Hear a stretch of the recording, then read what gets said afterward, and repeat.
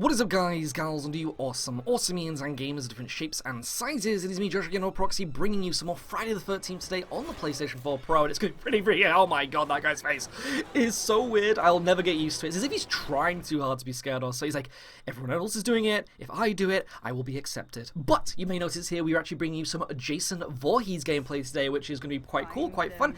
I actually ended up having a really nice time myself, playing as this dude, but it made me feel a little bit shallow as well, because the only kind of thing that you have to do is kill everybody, and it's very, very straightforward. It's very kind of, I don't know, like repetitive in a little bit of a shape or form, because you can't really do much when it comes to killing people, because as you already know, the counselors, the survivors all have different perks, have different stats, and you can buy new perks every single time you complete a match, and you gain kind of like in-game currency. So I think like, on general, you maybe get like about 300 CP, I think it's called like credit points or something, I don't know what that's meant to be called. But you get these credit points, and then once you get 500 to 1,000 to 1,500, you can then actually like get perks or buy executions for Jason.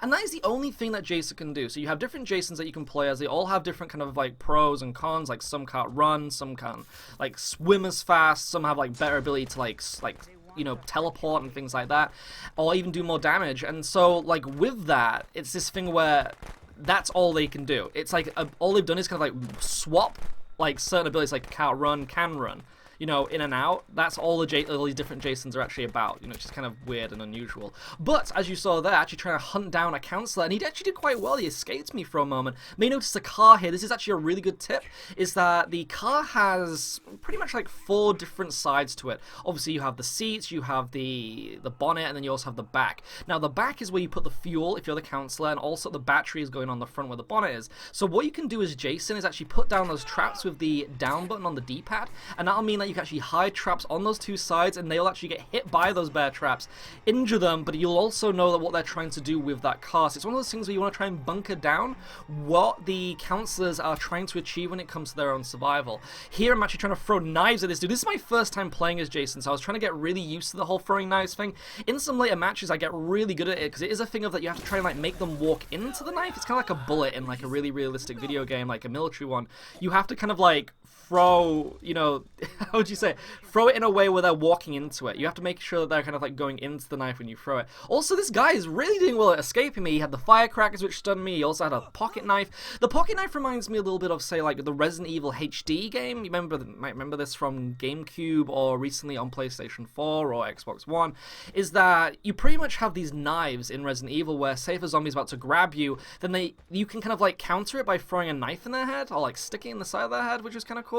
And so that is something that you can actually, I don't want to just like catapulting myself with the teleport there, really, really weird. I think it's called Shift. It kind of reminds me of like the Evil Dead, you know, like an Evil Dead where the demon would come, and it was obviously like on like a moped or something from the camera angle view. It's kind of cool. But getting to kill someone for the first time, yay! Now this is my first time playing as Jason. As mentioned, I did actually end up buying this brand new execution where pretty much it's kind of like Scorpion from Mortal Kombat or something. I do love that he like punches their heart out, and then like the hole, you can see like his head like poking through it. I think that's really cool.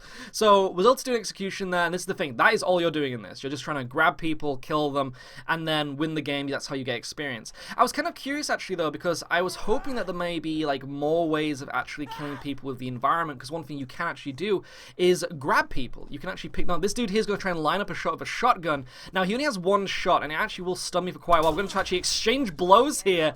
He goes and shoots me in the chest. Wasn't a headshot though. You can actually blow the mask off Jason if you do actually get a headshot, but he was able to stun me for quite a slight moment there. I mean, it was able to help him a little bit. Enough time for him to run away, but he does the bad idea of trying to hide in a tent. Now this is what I mean. So you do actually have environmental executions, like the sleeping bag. This is so cool. Actually, this is actually one that I've enjoyed way more than the actual kind of like grab executions that Jason does. Why also does the sleeping bag feel like a slug? Like, look at that thing. It's got such unusual physics. It'd also be really cool if you could use the other weapons on Jason. Like this Jason here has like a knife, he has a machete, and he also has the spear, which is his main weapon. But you can't use the other weapons. It'd be kind of cool if you could, but you can't. It's just kind of like a character model or something, which is a bit of a shame, I know. But we will get over it. We're still kicking some serious ass. We're trying to stop the survivors. It seems like they're actually trying to come together here and do something. They're all looking around. This is the thing. So when it comes to your escape, you have the ability, this is the thing as well. I was trying to like learn the knives again. So you have to hold it down. There I was like, if I throw it, maybe it'll be automatic. It's not automatic. You just have to throw it. it, you have to like line it up and then let go. This person here has a flare gun. Everyone has these like counter like tools and stuff. They're all doing really well at like getting stuff to try and like counter me and escape, which is quite cheeky. This counselor as well is a massive pain in the ass because of her stamina. I have some later matches where I kept getting outrun by them. So it's kind of one of these things where why would you play as the non-running Jasons when you need a running Jason to catch up to these people, because they can be really fast. This is actually kind of like, you can kind of tell from her costume that she's kind of like the sporty kind of like counselor, and so she is literally able to outrun you like constantly every single time. Able to break through this door though, cannot escape me. Nuh-uh-uh. She's running. I was able to smack her once, which means that she is going to be quite injured. Now I'm going to try and line up that knife. There we go. You see, I'm getting the hang of it now. This is where things start to come together. So she's going to be very slowed now, looks, which means I can actually catch up and also grab her. Now when it comes to my other abilities, you may notice on the bottom right I have been using Shift a lot. Shift basically allows you to teleport in a way that you can actually see where you're going. It's kind of like a super dash in a sense. Also, she's going to take it in the face right now. This is a very violent one, so please look away, children. Oh my goodness, most sex she'll ever have. But with those 4 abilities, the one on the left is Shift, which will allow you to dash forwards. The one on the top is called Stalk, and it's a little bit unusual. I'm not too sure what it means right now because it feels like it slows down time so you can actually speed up a little bit. I feel like it might do more damage to counselors. It's one of those things where it gives you a short burst of melee damage so you can kind of like hurt people. Here I actually thought someone was in here, and as you can see, look, if they're hiding in cupboards, you have to try and check every single one by stabbing it, by breaking it. I love this as well. This is actually from the movie, which I thought was really bad, so he actually like stabs the bed and things. But no one was here. The guy tricked me when he was in here and he ended up escaping, so a little bit of a shame, but never mind. We will find them. Do not worry, I'm going to kill everyone in this match, because, I mean, come on, it's Jason gameplay. But I have actually experienced people escape. I've actually had one person survive from the timer running out. This is what I mean about that whole thing of outrunning you. This Jason is very difficult to play as because of the running thing, but I didn't want to play as the default Jason, which is the one from Friday the 13th Part 1, so I didn't really want to do that. But also pop this person. I don't know why she tries to pick up the machete. She actually goes for a frying pan kill here, but no, I'm not going to let you go for that.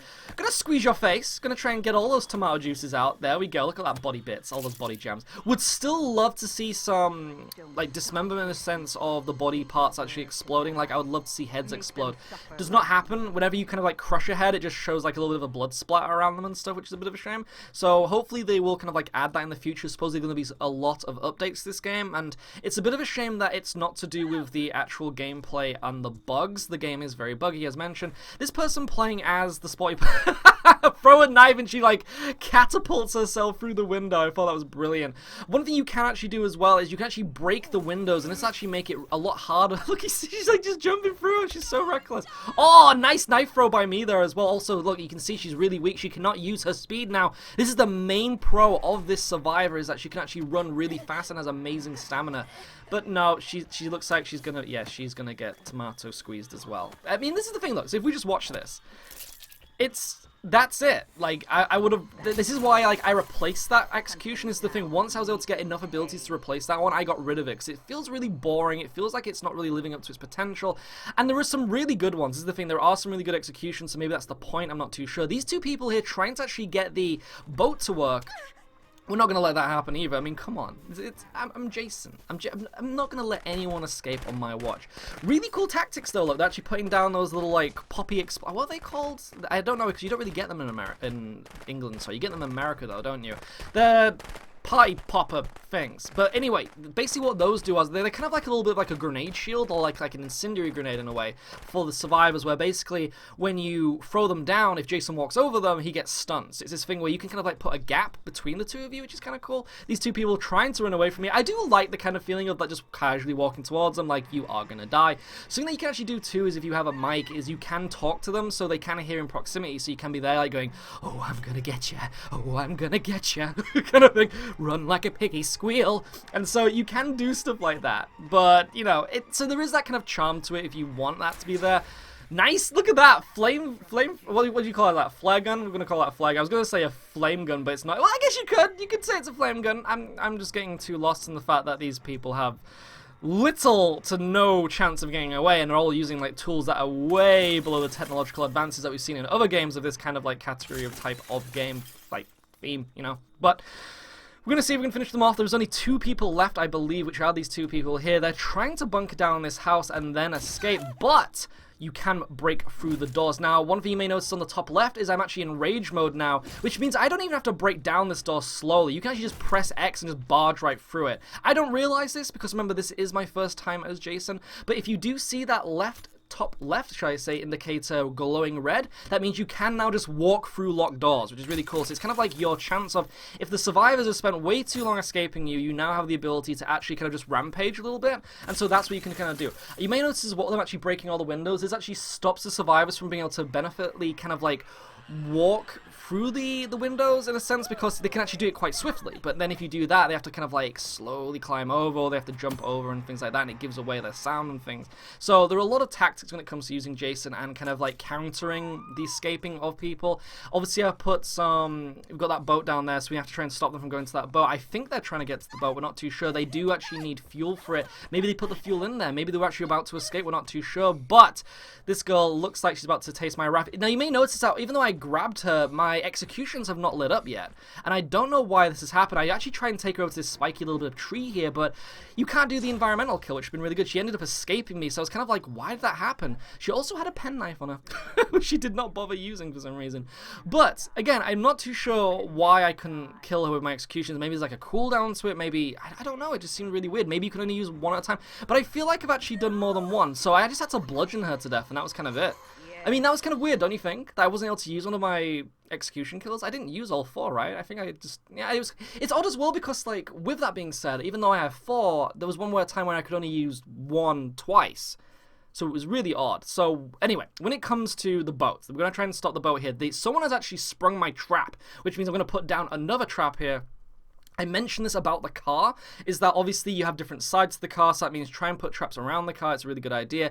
Also, when it comes to the boat, you can't really do that, so one thing you could do is maybe put one in front of the boat, or put one like on the dock, and that means that they'll have to walk into it. As you saw, someone did actually trip it. I don't know if you can disable it. This is the thing. I've actually played as Jason, and had someone put a trap in front of the door, I've broken down the door, but now I've been kind of like, well, how do I get past the trap without like setting it off and being stunned so they can escape me? So I don't really know if you can. Maybe you could throw a knife at it. I'm not sure, but Jason should just be able to kick it. I mean, look at the guy. He's huge. But for some reason, he just has to like lumber onto the trap and hurt himself on purpose, which is really weird.